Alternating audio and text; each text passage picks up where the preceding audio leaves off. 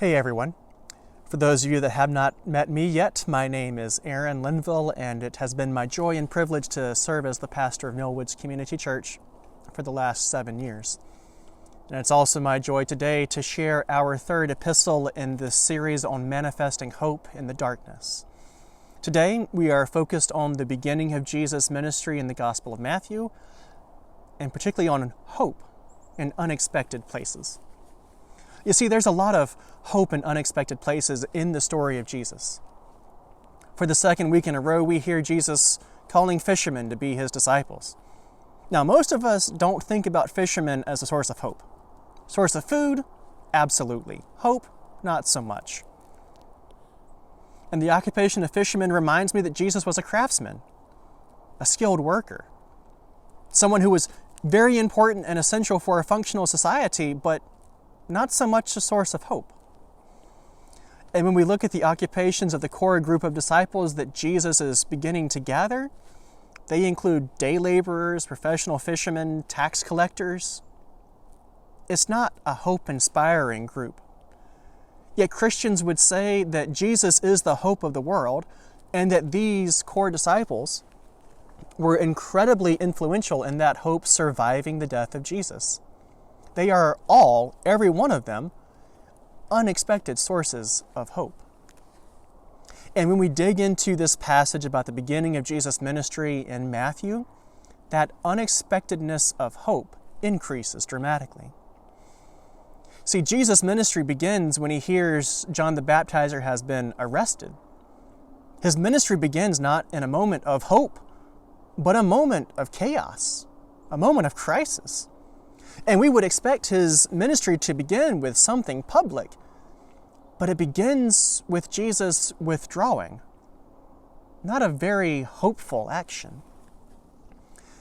And that only increases when we pay attention to where Jesus withdrew to. The territory of Zebulun and Naphtali is the land of two of the northern tribes of Israel who were lost and presumably destroyed some 700 years before Jesus walked this earth. Jesus withdrew not to a place of cultural hope, but cultural grief and loss. And I've often wondered why these fishermen were so ready to leave their livelihood to follow Jesus. In the Gospel of Luke, it makes sense to me because there is a miraculous catch of fish in this story in the Gospel of Luke, but in Matthew, there is no miraculous catch of fish. Why were they so willing to leave and follow Jesus? What unexpected hope did they see to justify such drastic action?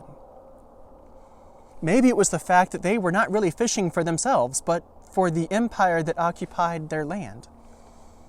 Yes, they were earning their daily bread by fishing, but every fish they caught was more food for Roman officials and Roman armies. Every fish they caught was more tax to be given to Rome. They weren't really fishing for themselves, but for Caesar and Caesar's empire.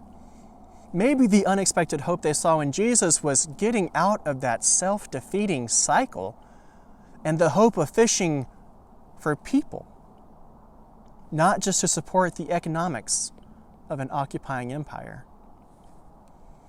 You see, the story of Jesus is filled with unexpected hope like that, all the way from the Nativity to calling the first disciples, the start of his ministry, all the way through to the unexpected hope that death does not have the last word. All of these moments of hope accumulate and then spread beyond this unexpected place of origin to the surrounding areas. It spreads from here all the way to Jerusalem and then Rome and the ends of the world. And even 2 millennia later, that hope continues to show up, and we continue to find hope in unexpected places if we have eyes to see and hearts to feel. For me, I found unexpected hope in the consistent observations and encouragements in the first 2 sermons in this series. I don't think Mark and Jamie coordinated that message, but it just happened. And it is incredibly hopeful to me that our clergy are lifting up the message that you are God's beloved. Full stop. End of sentence, no qualifications, no qualifiers, no disclaimers. You are God's beloved. That's incredibly hopeful to me. Another moment of unexpected hope that I have experienced these last few months is in the recent Knives Out movie. And I know that's unexpected, but we're talking about unexpected hope here. We typically look to Hollywood and movies for entertainment, not hope. But I found hope in Wake Up Dead Man. It does not shy away from the fact that the church has and does cause harm, something that we should also freely admit, and yet it is hopeful about the work of the church. And neither does this movie shy away from the fact that the church is getting pulled in two diametrically opposed directions. Feels like it might even be getting ripped in half by these pulls. One of these is to put up our fists and to fight the world and everything about it and everything in it, to insist that it is the church's way or no way, even if people get hurt in the process. That's obviously the message that it doesn't lift up an awful lot, but it names that truth very honestly. On the other end of the spectrum, the other end of that pole is for the church to reach out wide, to hold the world and embrace and forgive, to help people be the people God created us and calls us to be, not by force, but through love and peace and grace. It's really a hopeful movie. And with the increase in the prevalence of people who are completely rejecting spirituality and religion, it has a good depiction of what that can look like.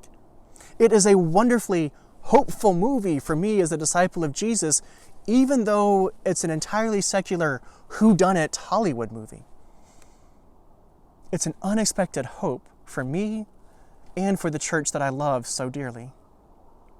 After Jamie's sermon last week, I commented to Millwoods that we need to choose what we are looking for, because we tend to find whatever it is that we're looking for, whether it's bitterness or compassion. Today, I encourage all of you to look for hope, especially in unexpected places. Without trying, we encounter more than enough reasons to despair every day. So choose to seek out and look for hope, and you'll find it. Choose to look for hope, and you will not be disappointed, even if you find it in the most unexpected of places. And when you find it, proclaim it and share it. That's one of the reasons I'm recording out here in the woods out at Camp Van Ness, because I find hope in the woods, in the trees, in nature. I find hope in working with the counseling staff out here and the campers. So I'm sharing that with you. When you find hope, proclaim it and share it. Our world today seems more full of despair and uncertainty than hope. That's cause for concern, but it also means that hope shines brighter when it is found. It's the same as lighting a candle in a dark room.